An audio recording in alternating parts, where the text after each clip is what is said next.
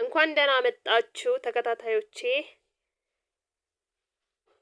ዛሬ ትወዱታላችሁ ብዬ ተስፋ አደርጋለሁ። እነዚህን ቲማቲሞች በመጠቀም ቆንጆ ካቻፕ ለመስራት ነው ያሰብኩት። ይኸው የሰራሁትን ካቻፕ እዩት። በጣም ወፍራምና የሚያምር በጣም ቆንጆ ካቻፕ ሰርቻለሁኝ። እዩት። በቃ ለምን ብሬን አውጥቼ ካቻፕ ገዛለሁ? በቤት ውስጥ እንደዚህ በቀላሉ ያው ምንም አይነት ኬሚካል ያልገባበት ካቻፕ መስራት እየቻልኩኝ ነው የምትሉት። በቃ ስታዩት ጣዕሙም በጣም ነው ደስ የሚለው። አብረን እንስራ። አሁን ካቻፕ ለመስራት እንግዲህ እነዚህን ቲማቲሞች አዘጋጅቻለሁ። እኔ ለአንድ ሳምንት የሚበቃኝን ያህል ካቻፕ ለማዘጋጀት ነው ያሰብኩት። እናንተም ልክ እንደዛ የምትፈልጉትን ያህል ቲማቲም በጣም በሰል ያለ የበሰለ እንደዚህ ቀላ ቀላ ያሉ ቲማቲሞችን ማዘጋጀት ይጠበቅባችኋል ማለት ነው። ልክ እንደምታዩት ቲማቲሙን ከትፌ አዘጋጀዋለሁ በደንብ እንዲበስልልኝ ማለት ነው።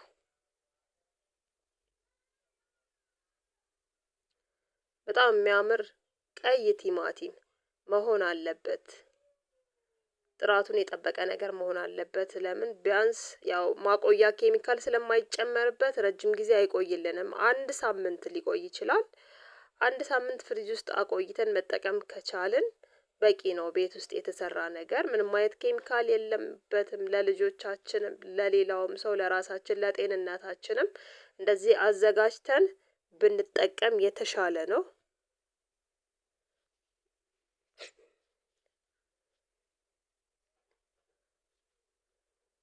በሌላ እቃ ደግሞ ውሃ ጥጃለሁ። ቲማቲሜን የምቀቅልበት ውሃ ጥጃለሁኝ። ይኸው እዚህ ጋር ቲማቲሜ እየጨመርኩበት ነው። እቃው የሚያንስ ይመስለኛል። ልጨምረውና የማይችለው ከሆነ እቃ ቀይራለሁ ማለት ነው። ቲማቲሙ ብዙ ነው እኔ ያዘጋጀሁት።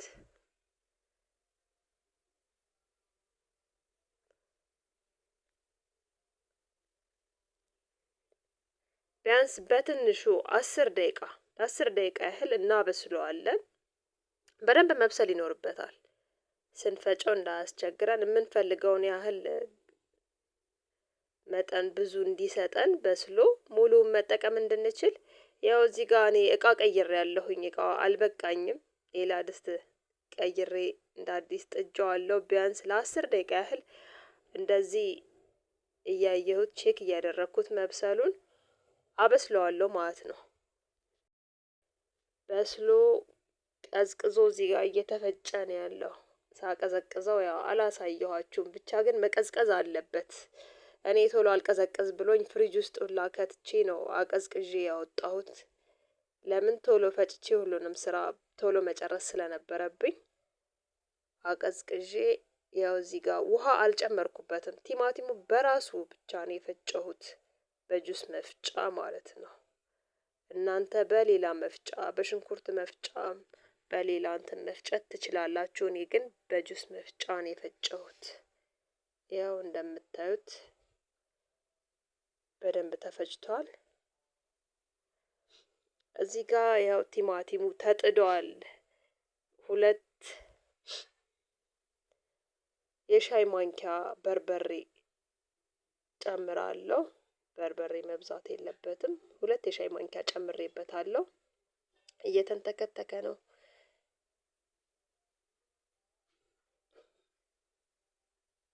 ውሃውን ምጥጥ እስኪያደርግ ድረስ ቢያንስ 10 ደቂቃ ሊቆይ ይችላል። 10 ደቂቃ ምናምን እያበሰላችሁ እሳት ላይ ተጥዶ ሊቆይ ይችላል። ለምን ውሃ አለው ውስጡ።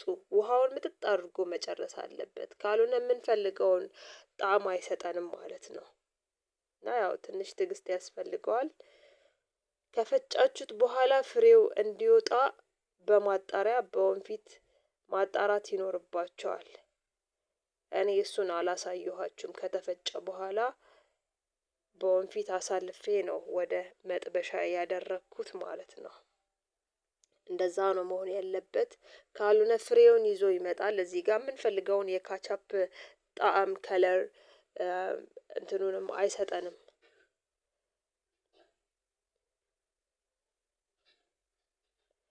እዚህ ጋር ትንሽ ቆንዶ በርበሬና ሮዝማሪ አንድ ላይ አዘጋጅቼ ጨምሬበታለሁ። ለጣዕም እናንተ ከፈለጋችሁ መጨመርም አለመጨመርም ትችላላችሁ።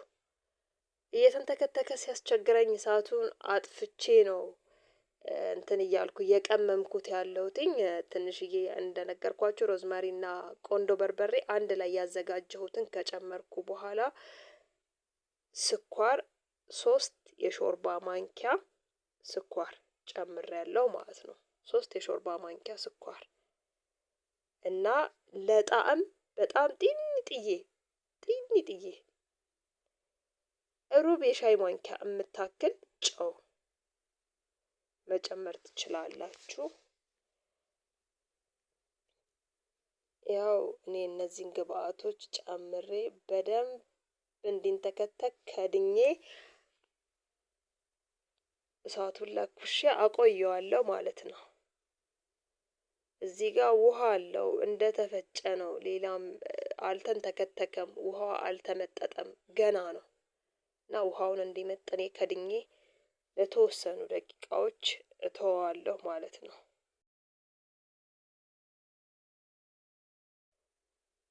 ይኸውላችሁ ቅድም ያያችሁት ካቻፕ እንግዲህ ይሄም መስሏል። አሁን ውሃውን ከመጠጠ በኋላ ነው። እስኪ እዚህ ጋር በሳህን አድርገን ልክ እንደዚህ አንድ ማንኪያ እናውጣና ሳህን ላይ አድርገን እንዘቀዝቀዋለን ማለት ነው። ስንዘቀዝቀው ውሃ የማይወጣ ከሆነ ኖርማሊ በቅቶታል ማለት ነው። ግን የኔ አይታችሁታል አይደል? ትንሽ ውሃ አለው።